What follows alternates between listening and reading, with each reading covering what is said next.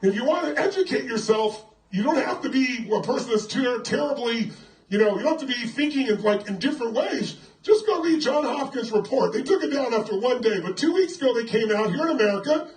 They took it down, but if you go on the Wayback Machine, you can go back on your computer and go back in time on the web. So people have already published it again and again. And what it shows is the same number of people have died this year, 2020, as died in 2019, 2018, 2017, 2016, and 2015. 2.8 million people. It's within 10 to 15,000 people every year. The same number of old people died in 2020. The only difference is when they looked by disease. Heart disease, for the first time in 30 years, has come down. Cancer has come down. But COVID has gone up in the exact proportions. Now that's interesting, isn't it? Same number of people died. By the way, in case you haven't noticed, the flu has disappeared. It's flatlined. What are the symptoms of the flu?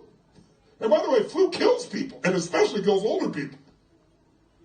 So we're living in a world where a lot of people might be overreacting because they're trying to protect us because they thought at a 3% mortality rate or 4%, that would be a pandemic.